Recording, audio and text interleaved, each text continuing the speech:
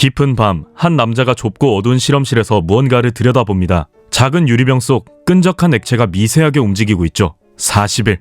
딱 40일만 지나면 여기에 새로운 인간이 태어난다. 놀랍게도 유리병 안에는 인간의 정자와 말의 태반에서 추출한 물질이 담겨 있었습니다.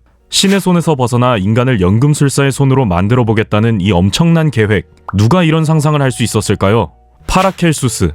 중세시대 가장 괴짜 같으면서도 천재적이었던 연금술사이자 의사였습니다. 금을 만들려 했던 다른 연금술사들과 달리 그는 생명창조라는 신성 불가침의 영역에 도전했습니다. 신이 흙으로 인간을 만들었다고? 그럼 내가 말로 인간을 만들지. 과학인가? 미친 짓인가? 하지만 한 가지는 분명합니다. 파라켈수스의 도전은 단순한 광기로 끝나지 않았다는 거죠. 그것은 과학과 철학의 경계를 넘나드는 가장 대담한 시도 중 하나였죠.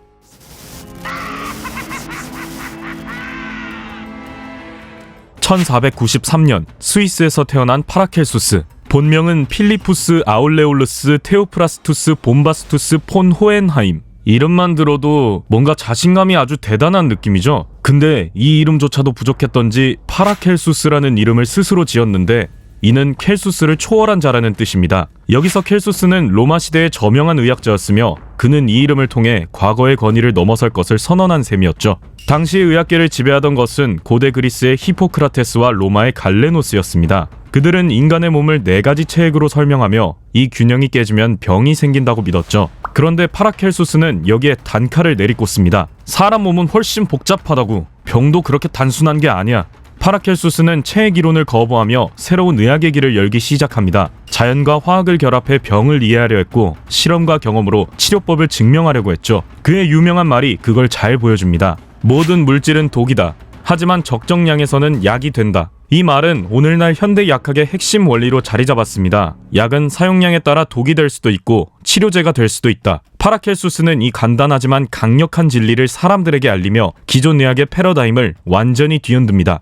납, 수은, 황 같은 광물질, 중세 사람들에게는 저승길 직행 티켓 같은 단어였습니다. 독성이 워낙 강해서 단 한 방울만 잘못 써도 생명을 위협할 수 있는 물질들이니까요. 하지만 파라켈수스는 이 치명적인 독을 치료제로 사용하겠다고 선언했습니다. 독으로 병을 고친다니 이 사람 제정신이야? 사람들은 그의 선언에 혀를 찼지만 그는 이런 반응을 오히려 즐기는 듯 했죠. 특히 그는 당시 거의 치료법이 없던 난치병, 매독 치료에 수은을 사용했습니다. 놀랍게도 그의 방법이 효과를 본 겁니다. 매독을 몰아내는데 성공했으니까요. 하지만 여기서 끝이 아니었죠. 수은이라는 물질이 가진 독성 때문에 환자들은 매독이 나은 대신 수은 중독이라는 또 다른 문제를 떠안게 됐습니다. 수은으로 병을 고친다더니 병은 나았는데 사람도 반쯤 죽어가잖아. 필요하기다. 병의 뿌리를 없애기 위해선 독이 약이 될 수도 있는 법이지. 아, 진짜 뻔뻔하죠? 하지만 이게 그의 스타일이었습니다. 내 방식이 틀렸다고? 그럼 네 방식으로 환자를 살려봐. 안 되겠지? 그게 바로 내가 맞다는 증거야. 사람들은 그를 미친 연금술사라고 불렀습니다. 그러나 그는 그 별명을 오히려 자신의 훈장처럼 여겼습니다. 그는 말 그대로 의학계의 반란자였습니다. 아니, 반란자를 넘어 혁신가였죠. 파라켈수스가 병을 진단하는 방식은 뭐랄까요? 그야말로 넥스트 레벨이었습니다. 보통 의사라면 몸 안에서 병의 원인을 찾으려 하잖아요. 근데 이 사람은요, 인간의 몸을 우주의 일부로 봤습니다.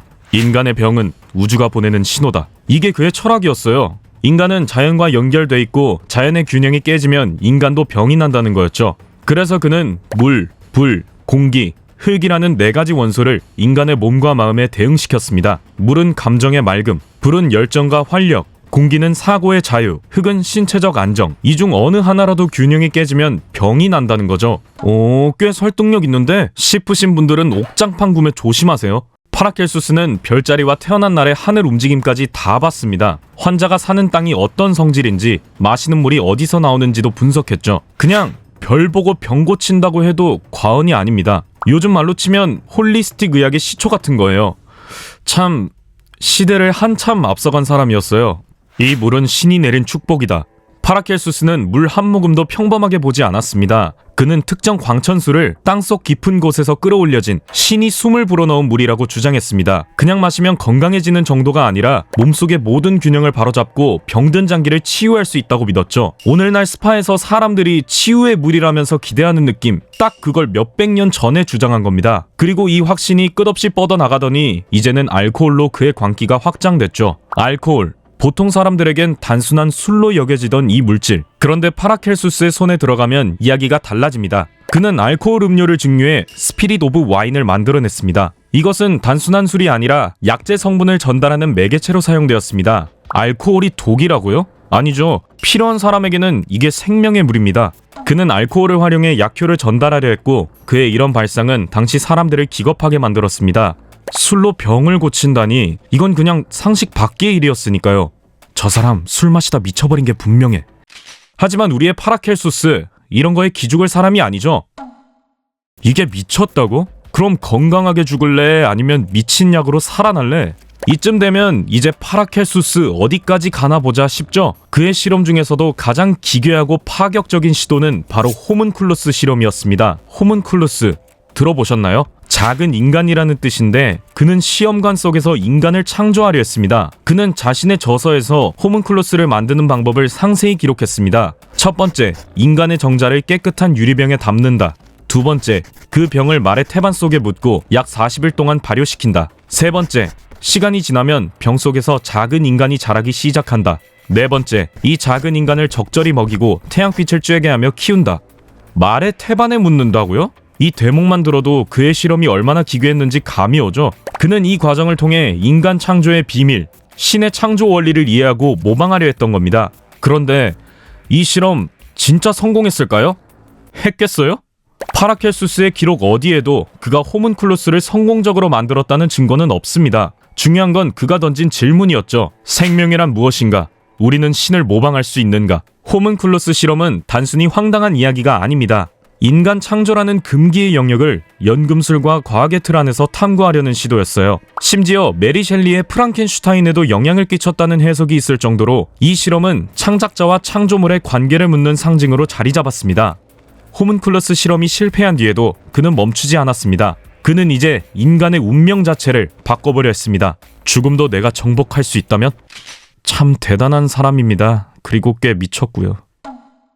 금이 썩지 않는다고? 그럼 인간도 그렇게 만들 수 있겠네.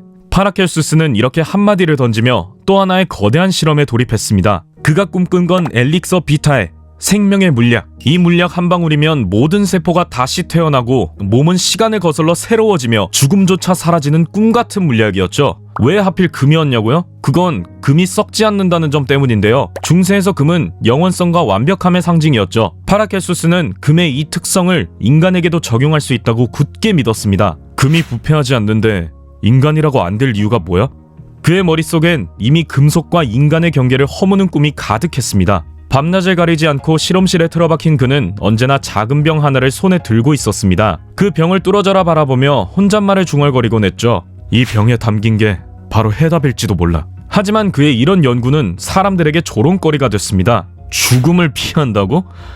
미쳤네, 미쳤어. 사람은 신의 뜻대로 태어나고 죽는 거야. 중세의 종교적 관념이 지배하던 시대였으니 이런 실험은 신성 모독으로 여겨졌죠. 그런데 파라켈수스요, 이런 비난에 신경 쓸 사람이 아니었습니다. 오히려 더 당당하게 맞받아쳤죠.